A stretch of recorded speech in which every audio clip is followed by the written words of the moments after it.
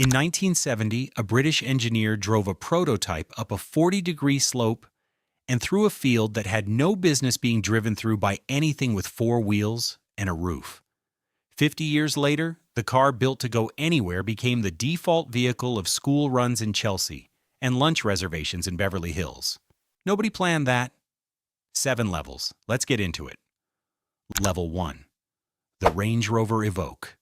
The car that Land Rover built specifically to answer the question, what if someone wants to say Range Rover, but doesn't want to spend Range Rover money? The answer starts at around $47,000. 2.0-liter turbocharged 4-cylinder, 246 horsepower, 0 to 60 in 7.1 seconds. The Evoque is an interesting car to analyze because it exists primarily as a social object rather than a vehicle. Most cars are bought for social reasons rather than engineering ones. The Evoque is at least honest about it. Here's the thing nobody mentions.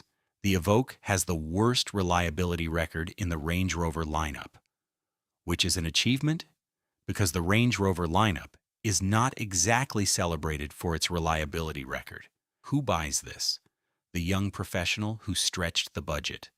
The person who wanted a BMW X3 but couldn't resist the badge upgrade. Level 2. The Range Rover Velar starts around $60,000. 2.0-liter turbocharged 4-cylinder in the base configuration. 246 to 395 horsepower, depending on the variant. 0 to 60 in as quick as 5.3 seconds in the P400 configuration. The interior is the story. A dual-screen setup that was genuinely avant-garde when it launched in 2017 and has aged reasonably well. It appeals to a buyer who values aesthetics over everything else, which is a legitimate value system, and who is willing to accept that the resulting car splits the middle of two categories without fully dominating either. The Velar is the lineup's fashion piece. Every brand has one. Some brands are better at acknowledging it. Who drives this? The architect, every time, without exception.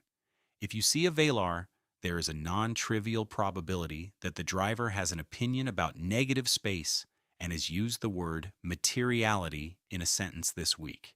This is not a criticism. Architects have taste. The Velar rewards taste. The arrangement makes sense. Level 3. The Range Rover Sport. This is where the brand stops being a badge purchase and starts being a driving experience that justifies the badge. Starts around $84,000. The straight 6 mild hybrid produces 355 horsepower. The plug-in hybrid configuration adds electric range for urban driving. The V8, the Sport SVR, produces 575 horsepower and 0 to 60 in 4.3 seconds. Here's what changes at level 3. The car becomes genuinely capable. The Sport will go places that other SUVs will not follow. The buyers at this level mostly don't take it anywhere like that, but they could. And the could is important. The could changes how you sit in the car. Who buys the Sport? The successful person who considered a Porsche Cayenne, cross-shopped for 3 weeks, and chose the Range Rover because he wanted something that felt more individual and less like every other vehicle in his firm's parking structure. He is not wrong.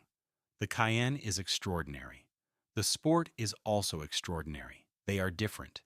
He chose based on the version of himself each car describes. The Sport won. He has no regrets. I break down systems like this every week. Subscribe if you want to follow along. Now back to it. Level 4.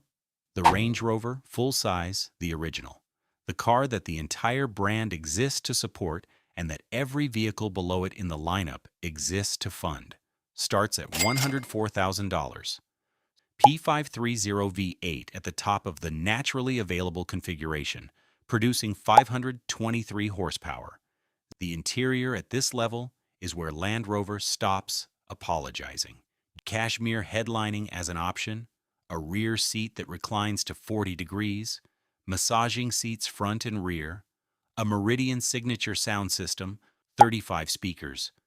Picture this. A couple drives from London to Scotland. They arrive less tired than they departed. Not because the drive was short, because the Range Rover absorbed the distance. The seats remembered their preferences from the last journey.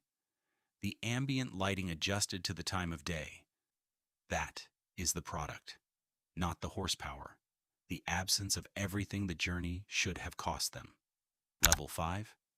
The Range Rover Long Wheelbase. The standard Range Rover is already large. The long wheelbase adds 200 millimeters to the rear. That 200 millimeters is the product. Executive class seating, individual rear seats that recline, extend, massage, and heat independently.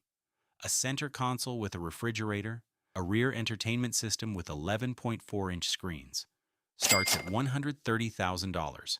The P530LWB with the SV specification hits $200,000 before options. And the options are how you get to $250,000 on a Range Rover, which sounds insane until you sit in the back of one and stop caring about the price. Who is in the back of a long wheelbase? The CEO, who has a driver for London and drives herself in Connecticut. The family whose children need a third row that feels like a first row.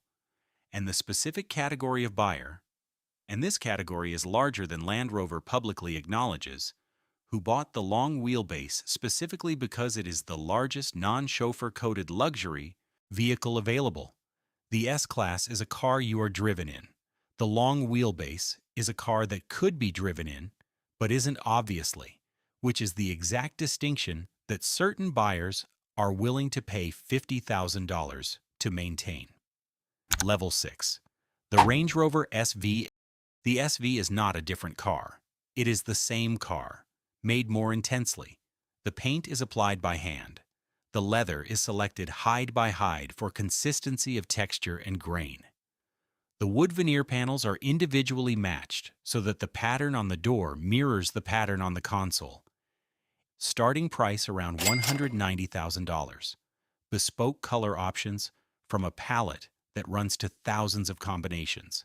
Personalized tread plates, a commission process that takes 6 to 8 weeks and involves conversations about thread color for stitching that most people in the world will never have, because the concept of choosing the thread color for your car's stitching is a level of specificity that requires a particular kind of wealth and a particular kind of care about small things. The SV buyer is not louder than the standard Range Rover buyer. They are quieter. They understand why it matters. That's enough. Level 7. The Range Rover SV Bespoke. And above it, in the stratosphere of customization, the Carmel Edition, the House of Imagination commissions, and the cars that are built for people who don't appear in press releases. The SV Bespoke program removes the catalog entirely. A Land Rover Special Vehicle Operations representative sits with the client, in person, at the client's preferred location, because the client does not come to the factory comes to the client. And the conversation begins with, what do you want this car to mean?